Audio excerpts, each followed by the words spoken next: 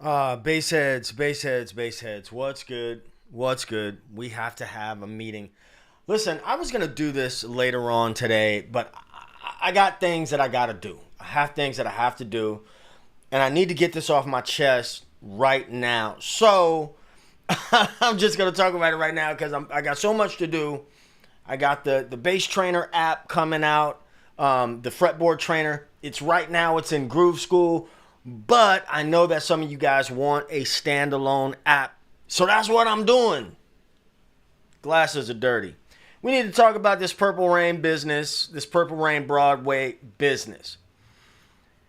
For those of you who have not met me, my name is Ted, and I talk bass mostly. And sometimes I talk Prince because I am probably the biggest Prince fan on the planet. And if you think you are, fine. We can fight about it some other time. What I do want to say is that this closes at the State Theater in Minneapolis on my birthday, which is November 16th. That is my birthday. Now listen, when I first heard about this, I thought, oh my God, this is such a bad idea. This is a horrible idea.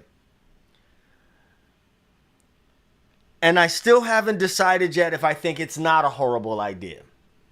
But I want to talk about it. Now, my man Michael Dean on the Prince podcast, they had some discussions about it about a month ago. And I just want to give my thoughts. And I wanted to give them today because today is the day that they announced who's playing the kid. Okay? And here's my stance on like tribute bands. My favorite Prince tribute bands are ones that don't do the whole shtick. You know what I mean? You know, when I see dudes like dressed up in wigs and costumes and shit, I am not a fan of that at all. Not at all. I'm not a fan of that. However, when there are folks that you know are just like in the spirit of, I'm with that. I played with a couple of tribute bands that were in the spirit of. Levi had a tribute band out in the Bay that I think, particularly around that time, was the absolute best tribute band that was out there because they played the Sign of the Times show from start to finish, note for note. They played it, and they used. The original stems and things like that. So, let's discuss. This is what I want to discuss. Now, the playwright, Brandon Jacob Jenkins, started off kind of under my skin because he said that openly called the original movie bad. Now, we can look back at movies from the 80s and you know, part of the thing that makes them what they are is the camp, right? And the camp and some of the other content that's in them.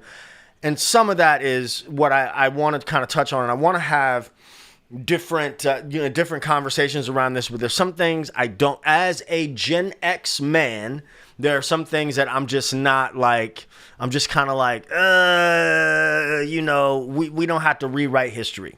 Here's what I know, that the play, the musical is getting a 21st century makeover. And that could mean a lot of things. What's up, Jade? That could mean a lot of things, this 21st century makeover. One, Morris Day is a women's empowerment media mogul. No problems there. Apollonia is a confident creative force, which I think she was a confident creative force in the... Here's the thing. Well, you know, what do you touch? The kid gets canceled over Darling Nikki. Now, I got two questions for you guys. I want you to think about them and leave me your comments in the comment section because I'm so curious. Okay? One, if you were adapting a movie that is so beloved like Purple Rain, I know a young lady that called herself beloved. That's a story for another time. Would you take the job if you didn't like the movie? That's for that first thing.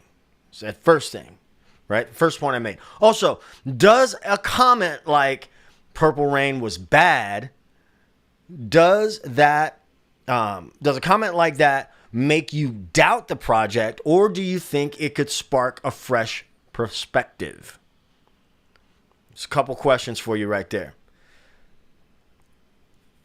Another question is, do these changes, Morris Day as a women's empowerment media mogul, the thought of Morris Day as a women's empowerment media mogul changes the character of Morris Day in the film, or Morris Day as the persona that he was in the 80s to begin with, right?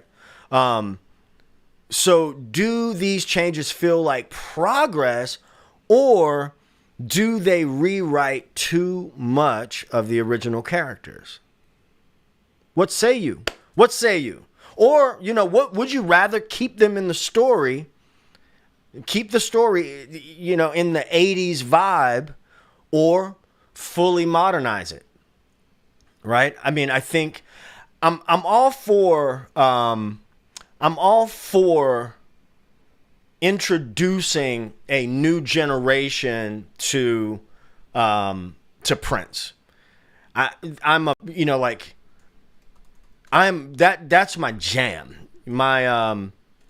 My last year teaching at Cova Conservatory in Oakland, we did a Prince tribute, which was phenomenal.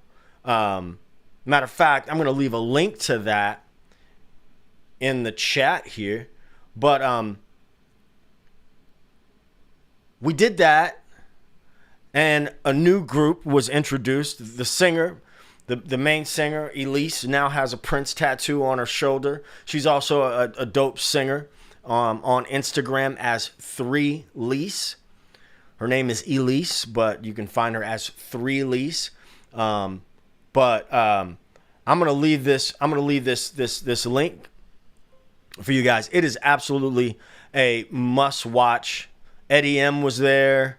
Zena Escovedo was there. I used to go live and do the oh, come on, I gotta show you this real quick. I gotta show you. And we have these really crappy instruments and stuff, but these are band instruments, right?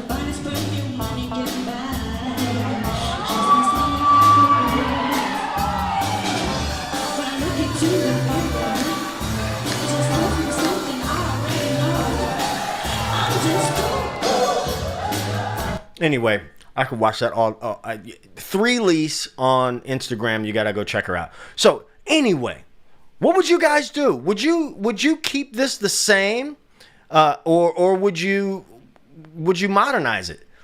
I mean, I am not really a fan of modernizing things too much, but the kid has been announced. Who is the kid? The kid is this kid. That's my dad calling. I'm going to have to call him back. The kid is this kid, Chris Collins. And I saw the first look. They were doing... hang on a second. Can't be letting y'all see my login info and stuff. You know what I'm saying? I want nobody to come looking for me. Can't see all that. Let's see if we can get a peek at this. Great vocals. And what I was saying earlier about, people dressing up as Prince and not liking that. I mean, he's got the vibe. He's got the vibe for real. And he's not playing Prince. He's playing the kid, right? So there's the link to that. Let me see. Now Instagram is wanting a security code. Let's see. Let's see here.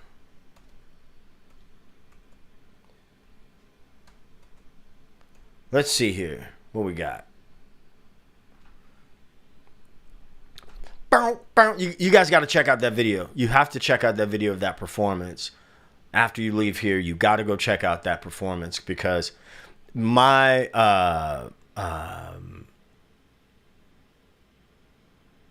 my proudest moment as an educator was putting on that tribute. So let's take a look here.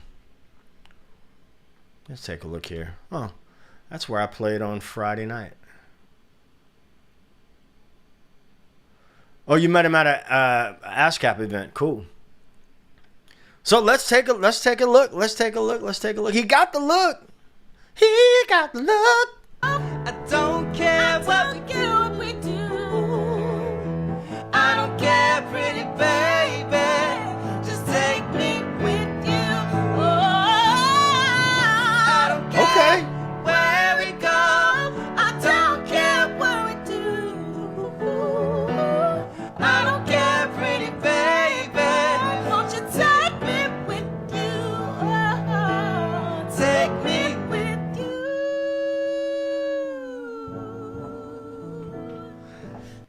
I don't care. Listen, I still don't love the idea, but I'm not mad at this brother being in the role. That I'm not mad at. Seems like a talented cat. He's got that look, that androgynous kind of vibe and all that. I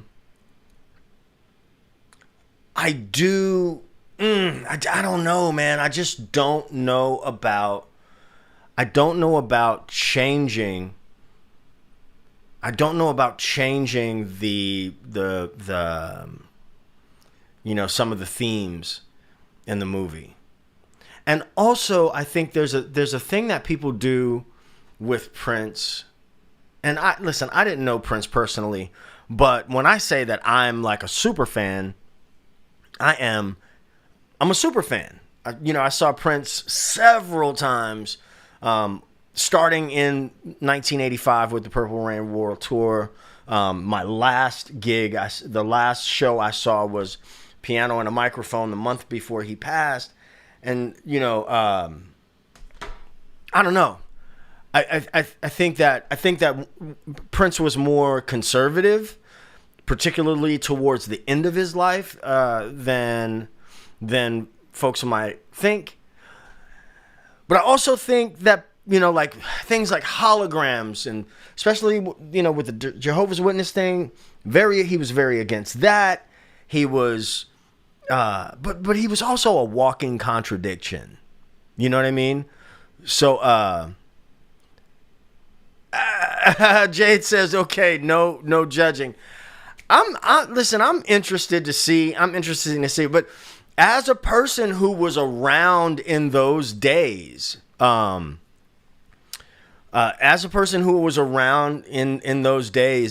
let's see, Stixter says, I feel like it could be cool to keep it in the 80s and would be kind of have the film comment on itself that way. I mean, yeah, a good example with Freaky Tales, right? Like, I don't know, man. I don't know about this changing up stuff, I think was it Samson or was it ND9 that said the girl getting dumped in the garbage can?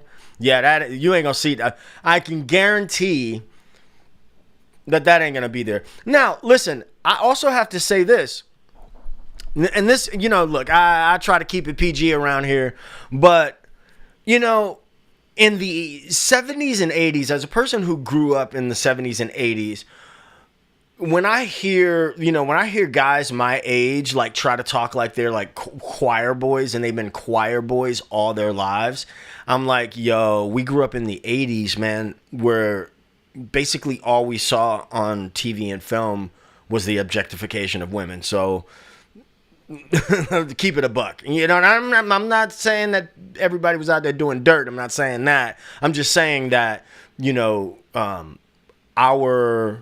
what we saw was very different from what one might see or say or do today. You know what I mean?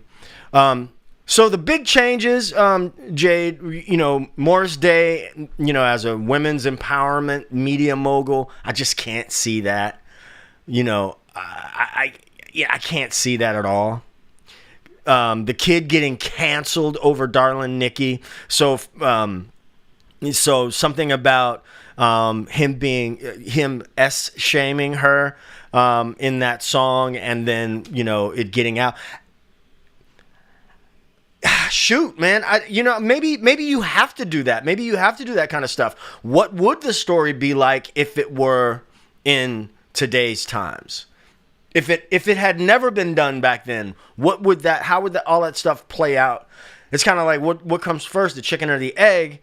Because so many things are influenced by that time, it's kind of hard to say, what it would be like. And if you look back at the 80s, and I'm talking about all genres of music, the moment Prince came out with the ruffle shirt and doing all of that, 84 through 85 particularly, everybody was trying to rock high heels. When Kiss came out with with that song Lick It Up, and they were like, this was like their big reveal without the makeup on. Yo, them dudes wearing heels and makeup and all that. So like everybody was influenced by the Prince thing. Yeah, I mean, Morris Day, man, if you try to make him, if you try to soften him up, apparently Gigolos Get Lonely 2 is in the movie as well. But Gigolos Get Lonely 2 is a song that predates Purple Rain by, 2 or 3 years. But doesn't mean that it wouldn't have a place in the film. In the play, right? So Jenkins says that he's honoring Prince's songs more than the movie's story, right? So now if you had to choose, do you keep the movie's plot? Do you keep it exactly as is, or focus purely on the songs? What would you do? I would keep it I would keep it as close to the original thing as possible. Okay, I'm going to say something that's going to be bold. When I told you that I'm like Die Hard, hold on a second.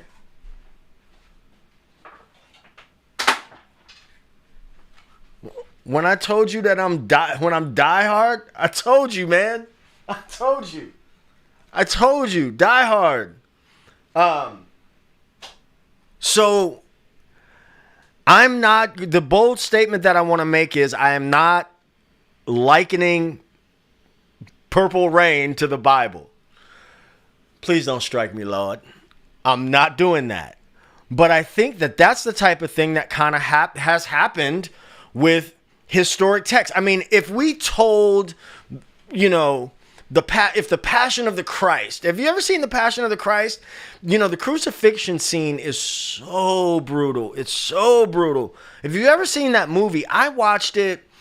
I've seen it several times, but there's one time I watched it and I was like, I was moved to tears, right? I was moved to tears because I felt like even if someone did not consider themselves to be a Christian, that scene was so brutal and graphic, and whether you believe in Christ as the Savior or not, there's proof that he was a man that walked this earth and these things happened to him.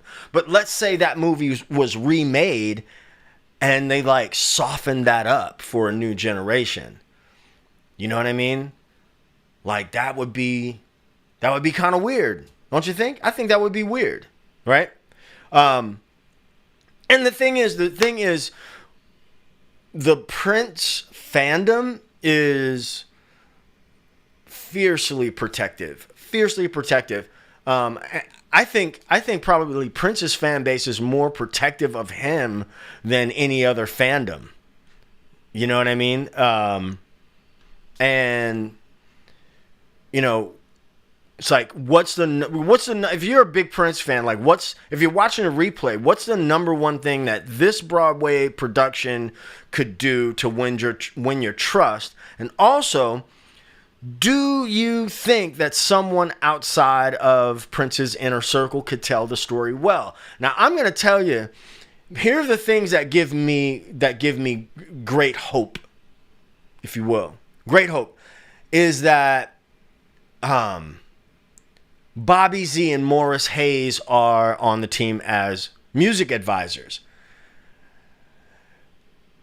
Morris Hayes, no shade to Bobby Z at all. None at all. You know what? I was about to say something out the way. I was about to say, because Morris Hayes, but Bobby Z was there from the beginning.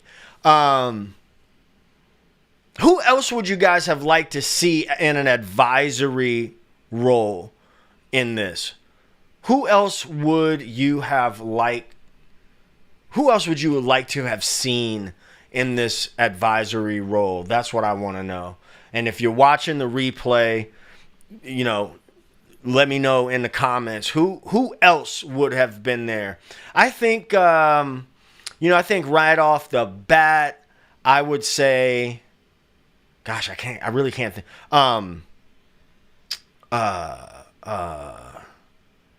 Gosh.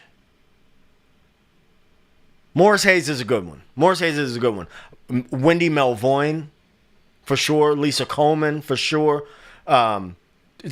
Lisa, I think Dr. Fink, whoever was in that film, KP from the town says Miko. I don't know about that, man. I don't know about Miko per se. I mean, Miko was around for a long time. And I don't know if you guys know this, but, Miko is also another Bay Area dude. Levi told me one time they were on stage and something about Prince said, like, if it ain't from Minneapolis, it ain't funky. And Levi and Miko look at each other and they're like, everybody here from Oakland. Anyway. We'll throw Miko in there. I'm going to say Lisa, Wendy, Brown Mark, Dr. Fink for sure would have been dope advisors on this for sure.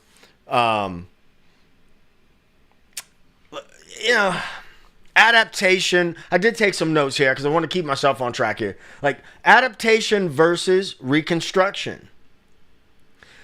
Now, they're saying that this is more of a reconstruction than it is an adaptation.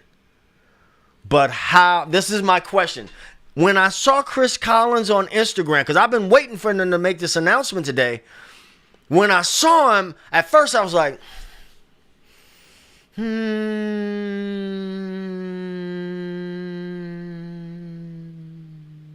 And then I was like, okay, all right. You know what I mean?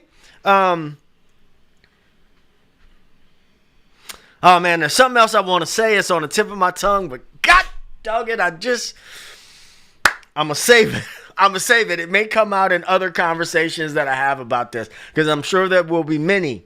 I don't know. It's almost like, if it were something that I could go out and see, if it were traveling or whatever, if I had planned better and said, I'm going to go to Minneapolis for my birthday to see the closing night. Matter of fact, get on the list. I'm going to get on the list. Because I might see, Oh, Jay says Jill Jones. You know what? Jill Jones. Yeah, Dez was already kind of out of the picture by then. Jill Jones for sure. Do y'all remember Jill Jones' solo album? Violet Blue. There's a song on there. Anyway, that time. Oh my gosh, that time. That time is so special for me, particularly because it's my adolescence, right? I'm like 14. I was 14 when Purple Rain came out. I went to see it the day it came out, and I had to take my I had to take my cousin Brian with me because he was 17. I was 14, and he went begrudgingly.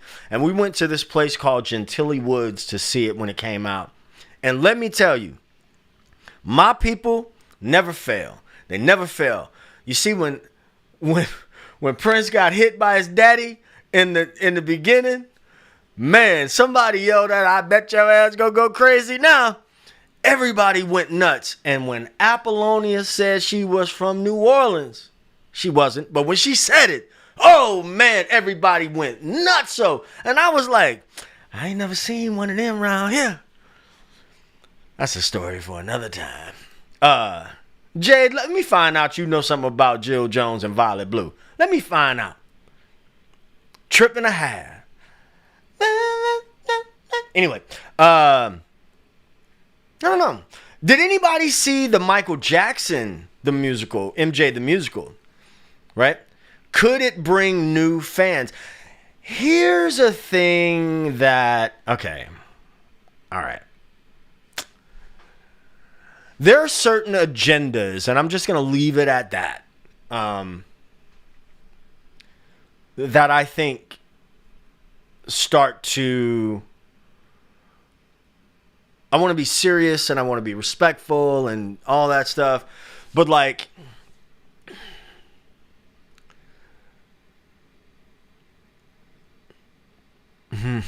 listen, I think even though Prince, had this androgynous persona and things like that, there are times when I think folks try to put their own, which they're free to do, they're free to do. But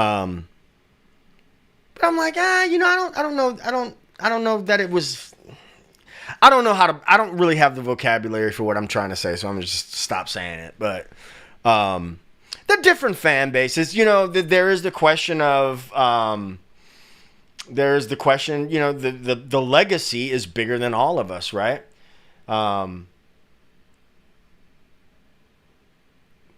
But where's the line? Where do we draw the line?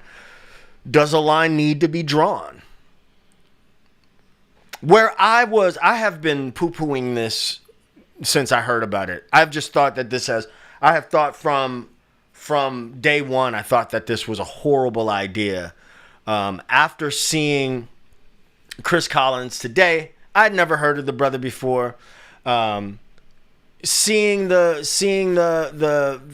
thing today, hearing him sing, I was like, okay, I think this is cool. This could be cool. You know what I mean? But I'd like to see it. Now I got to show y'all something. And I want to show you she's like my play daughter. But I want to show you who she is now, but she's a star. She's always been a star, like always. But this is the tribute we did. I'm going to show you, copyright people are going to come, whatever. Hey, like the video if you like it. Subscribe if you haven't.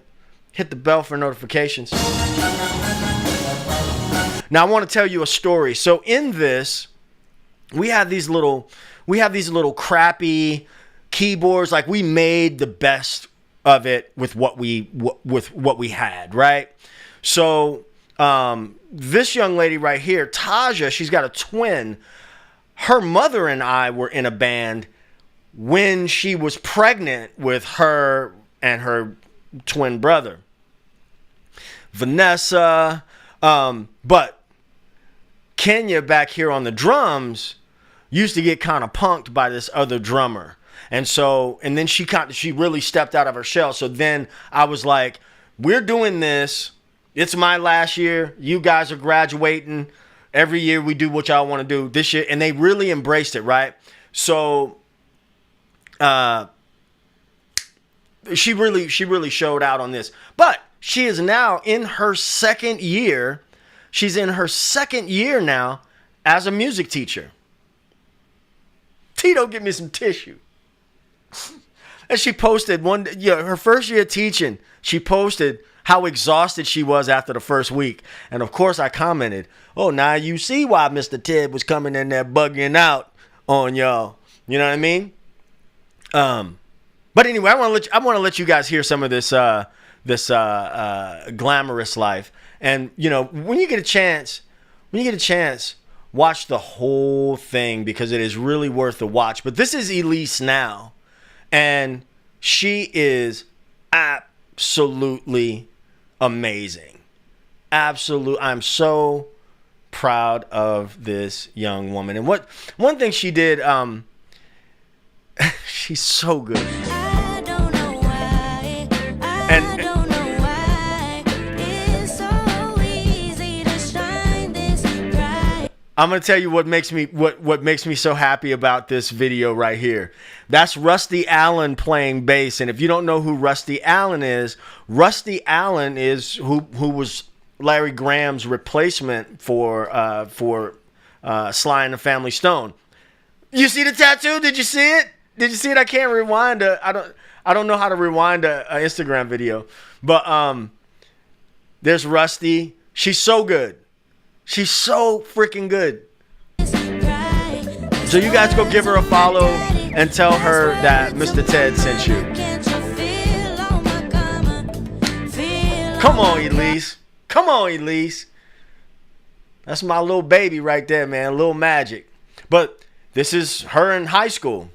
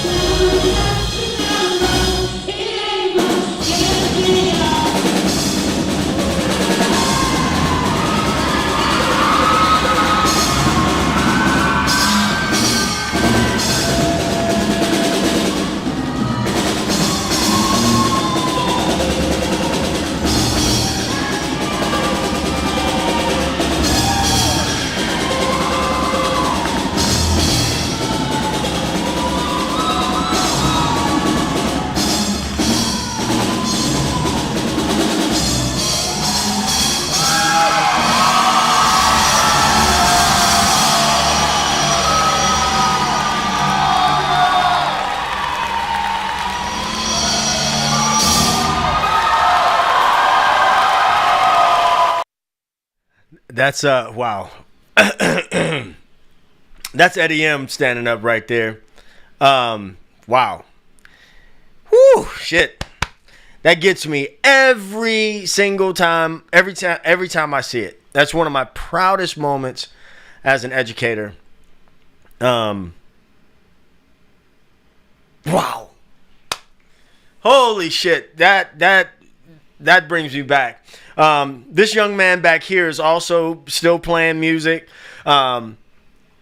We did If I Was Your Girlfriend. We did a whole, this is a whole 15-minute Prince thing. It's really, really worth the watch. And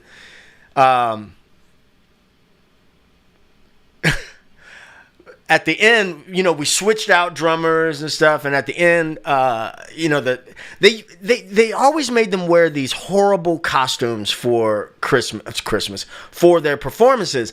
And they would, the head of the school wouldn't let me change that. I really wanted to change that. And, but at the end, Kenya, she would always complain about the drums being too loud or whatever. And I was like, Kenya, this is your last show. This is your last concert at this school that you've been at your whole life. You beat the shit out of them drums. And she did. Oh, Tali is also a DJ and producer, so he's doing a lot of stuff with music.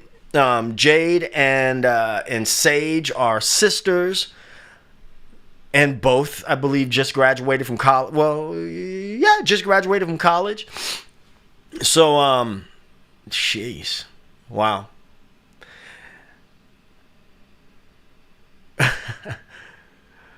Oh, Brandon Dellums. Yeah, I used to go live for rehearsals. So you guys, if you ever want to see our rehearsals, there's a rehearsal clip I got somewhere doing If I Was Your Girlfriend. Oh my gosh.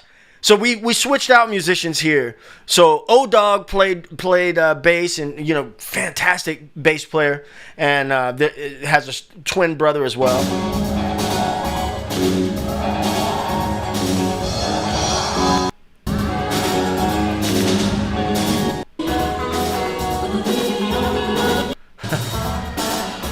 Oh man. Do you see how these people went nuts when Sage brought out that mirror?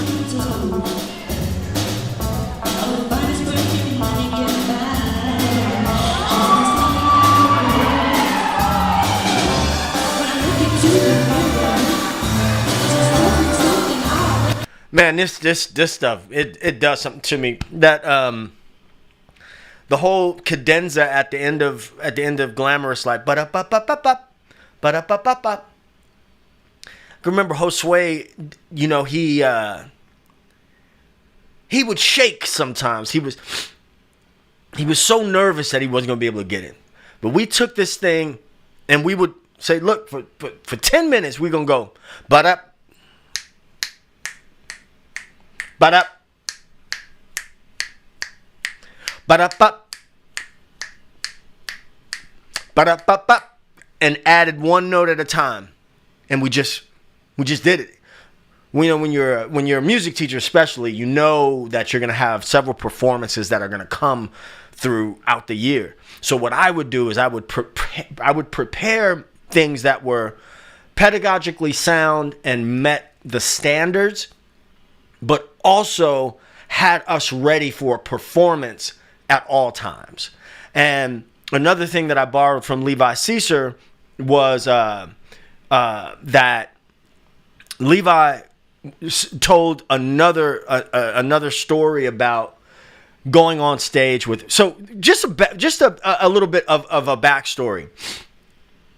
I knew Levi, but I didn't really know him. And I have a friend who is also named Prince.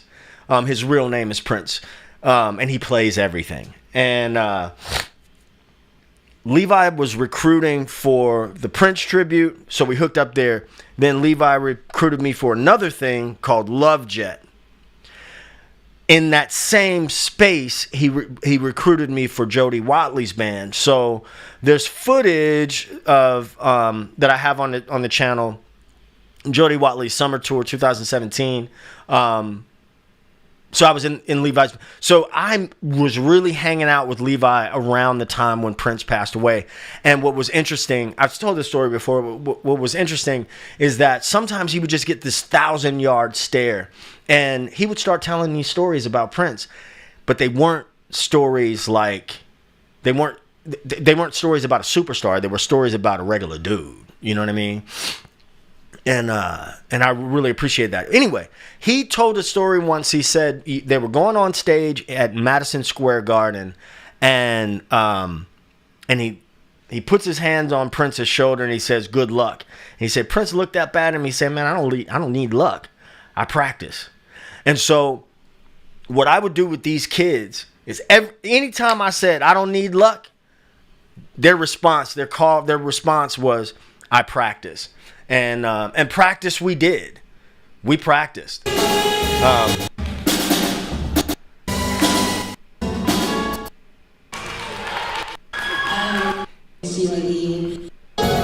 And Sheila was supposed to come. Well, Sheila was going to try to come, but you know she's busy. So Zena came.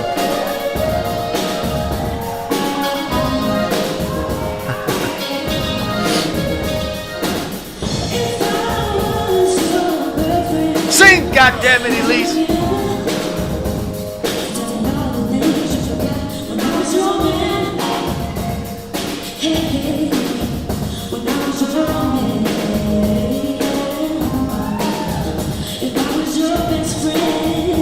And if you look in the back there, you could see a teacher feverishly running to go fix a technical thing with the amp.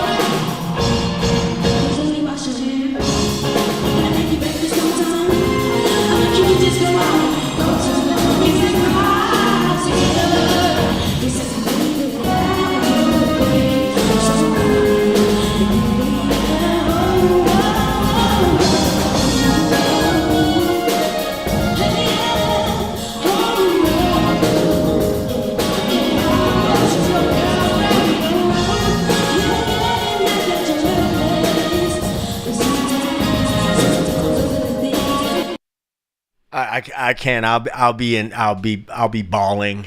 I'm really holding it back. Those are some good times. I am so thankful to have been an educator and have worked with those kids.